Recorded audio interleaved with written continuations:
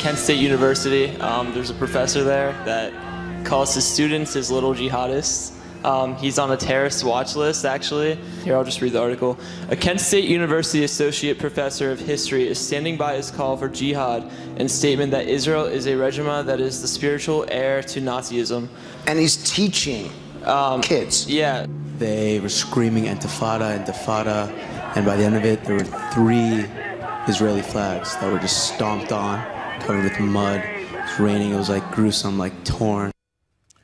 Wow. With Miranda Kahn, J.D. Hayworth back on America's Forum. Just heard students on campuses from across the country, Kent State and Florida State, talking about anti-Semitism there on campus. Yeah. In addition to that, non-Jewish students have been bombarded by massive pro-Palestinian propaganda and an attempt to recruit. Let's get more on this story. Joining us now via Skype from Springfield, Illinois, State Representative Charles E. Meier. He is the author of Illinois House Bill 150. We are so glad to have you, Charles. Tell us what that bill entails. Well, the bill's set up because Illinois has had professors that have been convicted of terrorism, and we don't let sex offenders teach our youth in our colleges or in our high schools. And so why should we let convicted terrorists be out there teaching our youth? One of our current professors was convicted in a 2002 robbery where a lady was killed in a bank in California. Oh wait, not in 2002, but he went on the run. He was caught in 2002 in South Africa after being part of the Sudanese Liberation Army. He says he's a changed man, but the FBI had to deport him from South Africa, where he was living underneath the alias of Charles William Pape. And they brought him back. He was convicted of having explosive devices. He was convicted of second-degree murder. When he got out of jail, he has been hired by our University of Illinois. And we have lost many of our major donors to the University of Illinois because of this.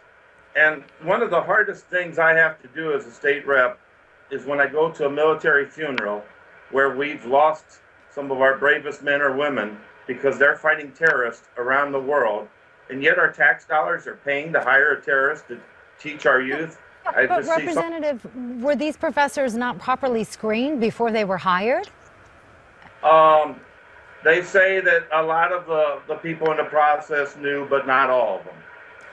Mindful of that, and we always hear primarily from the left the notion of academic freedom. Quite frankly, Charles, you were outlining some of these things. I thought about Bill Ayers, who's now, I believe, ensconced at the University of Illinois Chicago, the former weatherman who not only teaches at UIC, but of course was active in the political career of Barack Obama. Now, obviously, we can't make an ex post facto law. You can't boot Bill Ayers off the faculty at UIC. This has to be prospective in its intent. What is the reception of your bill, and have activists like Ayers and others attacked it?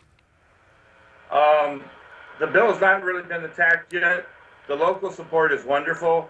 Many people are rallying around saying, how did this ever happen? What was the university thinking? Why should my students go to the University of Illinois if they're going to hire somebody like this?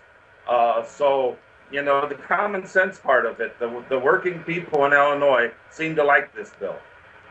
How confident are you that this bill will make it through? In Illinois, everything is up in the air. We never know which way any bill is going to move, if it's going to even be allowed out of rules or not. We used to have all bills were heard, but now a lot of bills just get dumped into rules and they're never heard from again.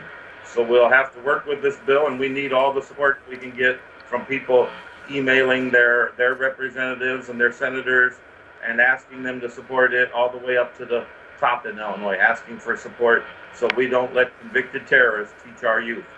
And State Representative Charles Meier, that's something, one of the reasons we wanted you on this morning, to be able to tell what's going on there in Springfield with this bill.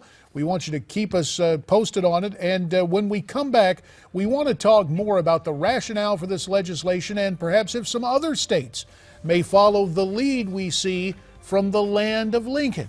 Don't go away. More as our guest Skypes in from Springfield, Illinois, Illinois State Rep Charles Meier. He'll stay with us. We hope you do too, as America's Forum continues right after this.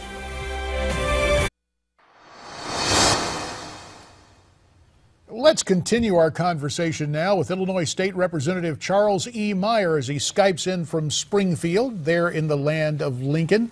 This notion of a bill to ban terrorists from teaching sounds like common sense. It does, but how much support is this bill actually getting? Representative Meier, we were talking right before the break, and I asked you how confident you were that this bill was actually going to make it through. Are you receiving a lot of support? There's a new governor of Illinois. Is backing this bill?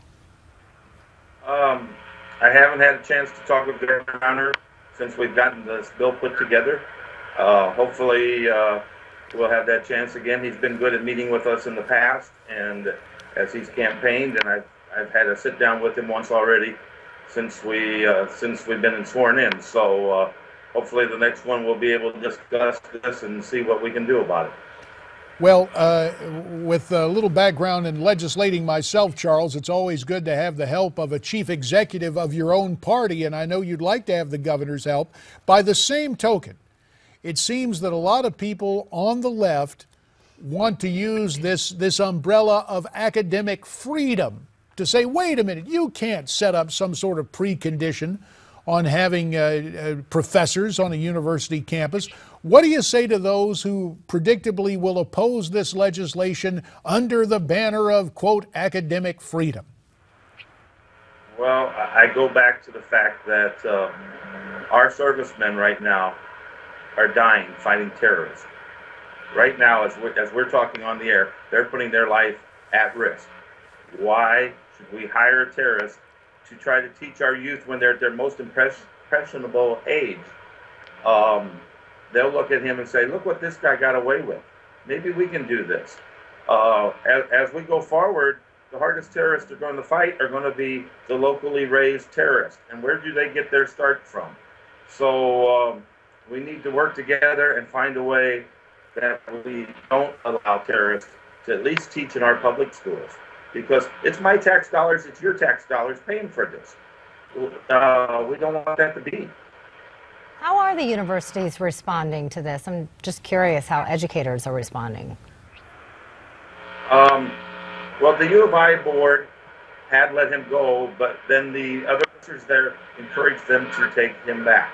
So they reconsidered and he was hired back on. So hopefully, if they realize that the population of the state of Illinois gets on board with this bill, hopefully we will be able to do something about that and make sure we do not hire other convicted terrorists in the future.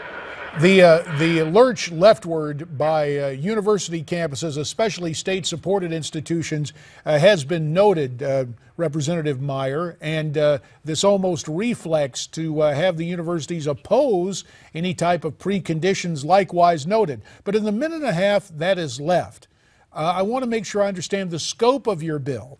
It is for any level school, or does it concentrate on public schools or colleges and universities? Concentrates from grade school, high school, and college universities that are public schools. So any education that is publicly funded would fall under the scope of your legislation? Yes. Like I say, once again, I want to go back. That's our tax dollars paying for this education, helping to pay for it. And it just doesn't seem right that we're fighting terrorists around the world and yet we hire them. With the minute that remains, there is a powerful teachers union in Chicago. I would imagine in other parts of the state of Illinois. Have the unions weighed in on your bill yet? I have not heard from the teachers unions at all yet on this bill.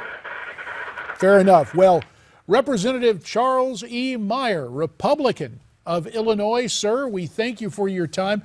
We hope you'll come back and visit with us and keep us posted on the fate of your bill. Might it get bottled up in Rules Committee or left to die? And what about the new Republican governor? Will he get in behind this bill? It sounds like a common sense measure, and maybe we'll see other states pick up this idea because it seems to be commonsensical to me. Well, especially if you're recruiting jihadists.